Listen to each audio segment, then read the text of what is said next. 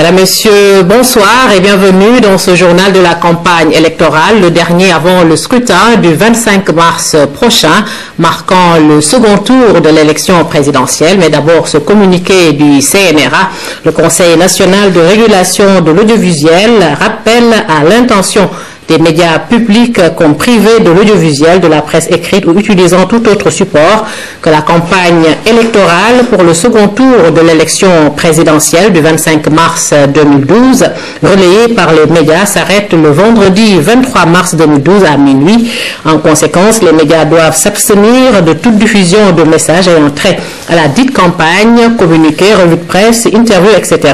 à compter de cette date, vendredi 23 mars 2012 à minuit. Le Conseil national de régulation de l'audiovisuel en appelle à l'esprit de responsabilité de tous les acteurs pour le strict respect de ces dispositions. Nous en venons au journal donc de la campagne, programme chargé pour les deux candidats. Nous commençons par le candidat Macky Sall de la coalition Macky 2012. Il a rendu visite à la collectivité Lébou à la Médina. Macky Sall a ensuite organisé des meetings et caravanes à Guédiawaye, dans les quartiers de Médina Gounass et Mahouakhida Nizad, avant de clôturer sa campagne à Diamalaye. Nous on a vu 2007 doon fi dox tànk doon am ku ma doon wutal ngeen jàppale ko may ñu ndam ma ñëwaat tey sama tànk bopp ëllëg de bu ñu yàlla jàppale namm naa man am une collaboration très étroite avec la collectivité Lébou très étroite.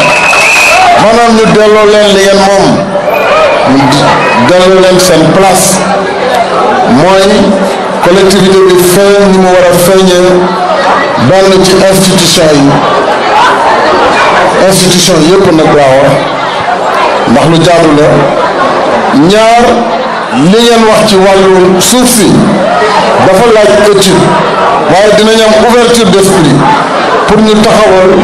commission yuy saytu lool ñu xool ko surtout que mbirum suuf si réew mi dafa laaj ëllëg vraiment ñu saytu ko d'abord xam fu réew mi toll ndax lu bare jaay nañu ko tey jii xamaguñu exactement kan mooy propriétaire dëkk yi kan moom àll bi parce que gis nañu li xew mbaan gis nañu Mbambilor mais loolu moo feeñ est-ce que jaayuñu lépp wàllu géej gi am na ay situation yu doy waar ndax ku ne xam na ni jën yu mag amatul ci réew mi yaboy bi amoon nit ñi di ci jëriñoo joxaat nañ ko ay bateau russe ci anam yoo xam ne anam yu doy waar ñetti dërëm la ñuy jaayee kilo lañ leen ko joxe yaboy bi ci géej gi te bu continuer fii ñaari at mën nañu wax yaboy sax dootul wàcc Sénégal donc loolu moom ñoom Ali Aydar ay expert la ñu si am nañu waxtaan nañ ci ak waa Greenpeace ak ñeneen ñoo xam ne ñu ngi jooy ñi nga xam ne tey moom la ñu yàqee li ci géej gi donc yooyu ay mesures d'urgence ñuy jël teeru yi Lébou gi war nañ ci mën yegg si wala nappkat yi bokk teeru bàyyi soo gi wax nañ ko fii ci Soumbédioune amoon na teeru ak yeneen i teeru yi nekk Wakaam ak feneen ñu fexe ba lu urbanisation amam ñu bàyyi accès boobu pour Lébou gi ku mën a dem géej sans contrainte loolu aussi incha allah dinañ ci taxaw tout comme wàllu littoral bi ak lépp daal li war a nekk seen tiital ëllëg ak seen moomeel ak seen àq ñu reconnaître ko ci biir république moderne waaye ñu xam ne fii Cap-Vert tam communauté Lébou moo fi ne communauté Lébou dafa am nu mu bindoo dafa am ay kuréel kon ñu sàmm leen audience itam d'accord naa si at mu ne xëy na war na mën a am benn grande audience wala ñaar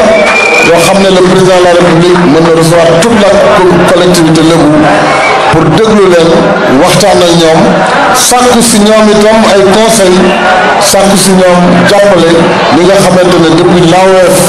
moo fi amoon Senghor continué ko kon loolu dinañ ko dekkeel bu ci yàlla àndee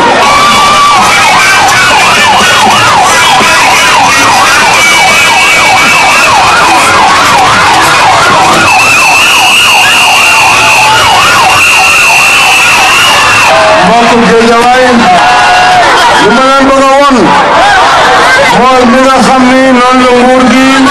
di nekkee seen alal boo waxee damay wàññi dund gi ñu ne la mënul nekk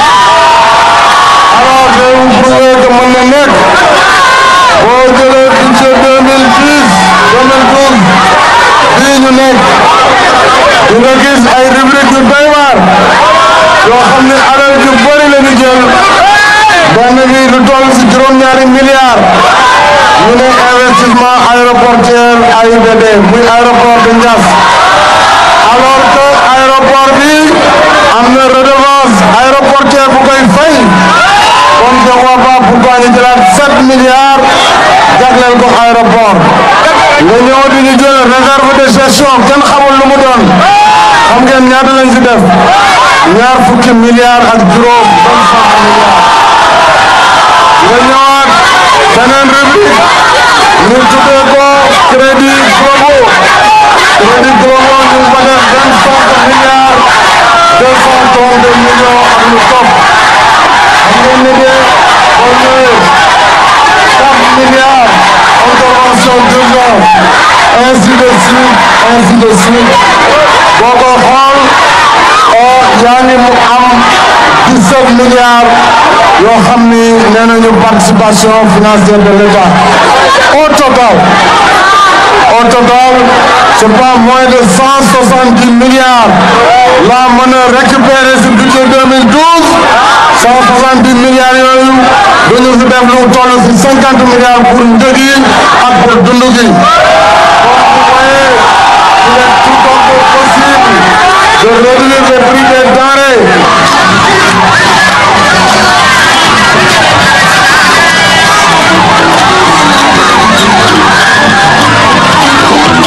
Je mets en garde contre toute tentative de confiscation par quelque procédé que ce soit. Je dis très bien et j'invite l'ensemble des éléments de la force de police nationale et de la gendarmerie à n'obéir à aucun ordre illégal au soir du scrutin le 25 lorsque des perdants tenteront par des voies détournées ou une légalité fausse d'essayer d'imposer des positions. Le peuple fera face et nous ferons face. Je saisis cette occasion pour mettre en garde solennellement M. Babacar Diagne, directeur général de la RTS, qui tente à travers le réseau FM de la RTS de publier des résultats qui n'auront rien à voir avec ceux qui sortiront des urnes. Un homme averti en vaut deux.